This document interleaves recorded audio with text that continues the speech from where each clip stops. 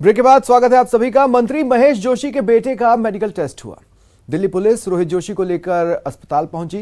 इस दौरान रोहित के साथ उसके वकील भी मौजूद रहे। रोहित जोशी पर दुष्कर्म का आरोप है। दिल्ली पुलिस मामले की जांच कर रही है और इस बीच रेप के आरोपों पर रोहित जोशी ने सफाई दी।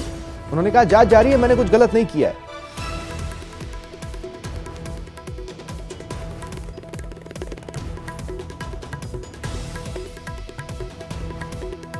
इस वक्त मैं हिंदू राव हॉस्पिटल के ठीक बाहर हूँ और यहाँ पे देख सकते हैं रोहित जोशी इस वक्त में बाहर निकल रहे हैं। रोहित जोशी, आपसे मैं बात करना चाहूँगा, एक लाइन आपसे बात करना चाहेंगे कि जिस तरह से आपके इल्ज़ाम लगे हैं उस पर कुछ आपकी प्रतिक्रिया? अभी कोई प्रतिक्रिया नहीं है, अनुसंधान लंबित है।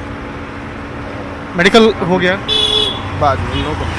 फिलहाल यहाँ पे रोहित हालांकि कुछ नहीं बता रहे हैं, उनके वकील उनके साथ में हैं और यहाँ से वो निकलते हुए दिख रहे हैं। रोहित को आज यहाँ पर हॉस्पिटल में लाया गया। ये हिंदू राव हॉस्पिटल है और यहाँ ला करके इसका मेडिकल टेस्ट हुआ है। मेडिकल टेस्ट के बाद अब आगे की प्रक्रिया में जो पूछताछ की प्रक्रिया है उस पूछताछ की प्रक्रिया में शामिल होने के लिए आगे जा रहे हैं। लेकिन जिस तरह से इल्ज़ाम लगा है दुष्कर्म करना, इसके साथ साथ कई अन्य जो आरोप लगे हैं, इस मामले पर लगातार दिल्ली पुलिस की टीम तफ्तीश कर रही है और पूछताछ कर रही है। वीडियो जर्नलिस्ट फिरोज वानी के साथ शंकर आनंद, न्यूज़ 18 दिल्ली। इस वक्त मैं सदर बाजार थाने में हूं और यहां पर जिस तरह से रोहित जोशी के मामले में यहां पे तफ्तीश चल रही है, पूछताछ चल रही है, उनके एडवोकेट्स भी समझते हैं। सर, अभी तक की जो पूछताछ चल रही है, किस तरह से पूछताछ हुई, क्या अभी तक जानकारी निकल पाई? देखिए, अनुसंधान का विषय है और अनुसंधान जब पेंडिंग होता है तो पुलिस के द्वारा केस के मुतालिक जो फैक्ट्स हैं, आरोप है, उनसे संबंधित पूछताछ की जाती है। तो आज की तारीख में अनुसंधान लंबित होने से अभी मीडिया के सामने कुछ कहना उचित नहीं होगा। जिस तरह से काफ़ी जो आरोप लगे हैं, आरोप काफ़ी संगीन है। इस मामले में तमाम जो रिपोर्ट्स जो हैं राजस्थान से भी आ चुका है, उनके खिलाफ NBW भी जारी किया जा चुका है, LOC भी खोला जा चुका है। इस बारे में मैं आपको बता दूं कि कानून अपना काम करता है। पुलिस ने अपने जो लीगल प्रोसीडिंग्स की थी वो की। केवल आरोप लगाए जाने मात्र से आरोप सिद्ध नहीं हो जाता है। आरोप अनुसंधान से तय होते हैं। कोई व्यक्ति FIR दर्ज करा दे, इसका मतलब ये नहीं है कि वो सत्य एवं सही है। अनुसंधान का विषय होता है और अनुसंधान के दौरान उनको लगता है कि अपराध घटित हुआ है तो वो अपना आरोप पत्र प्रस्तुत करते हैं और अपराध घटित नहीं हुआ है तो नेगेटिव फाइनल रिपोर्ट पेश होती है। प्रकरण में रोहित जोशी पूर्ण रूप से सहयोग कर रहा है। अनुसंधान में पूछताछ के दौरान वो उपस्थित है, कल भी वो था, आज भी यहाँ पर है। और जहाँ तक आपने कहा कि NBW या LOC की बात, तो इस विषय में मैं ये कहना चाहूँगा कि मामले में अग्रिम जमानत माननीय न्यायालय के द्वारा ली जा चुकी है और ऐसी स्थिति में अब जमानत ली जा चुकी है तो अनुसंधान का विषय जो है वो लंबित है। अनुसंधान में सहयोग कर रहे हैं।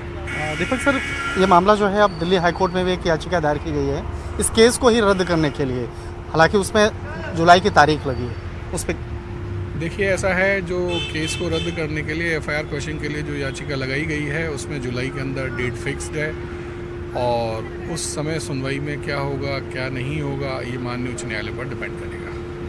पूछताछ सही तरीके से चल रही है? आज पूछताछ में कल 6 घंटे पूछताछ हुई थी, आज भी पूछताछ हुई है। मेडिकल हो रहा है, पूर्ण रूप से सहयोग किया जा रहा है। मेडिकल हो गया कहाँ पे? हॉस्पिटल हिंदू राव में, गवर्नमेंट हॉस्पिटल के अंदर मेडिकल होना है, इतना ही पता है मुझे।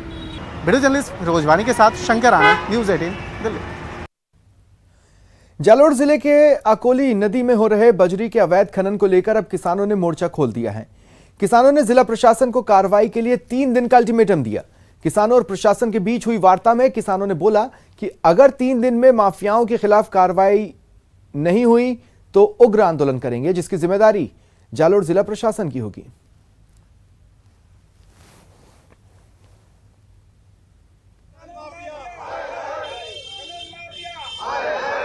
छोड़ दो, यहाँ से बहुत कर लिया, दूसरी जगह जाओ। तहसील में बहुत नदियां हैं, सब एक ही नदी थोड़ी नहीं। एक ही गांव के पीछे क्यों पड़ रहे हैं?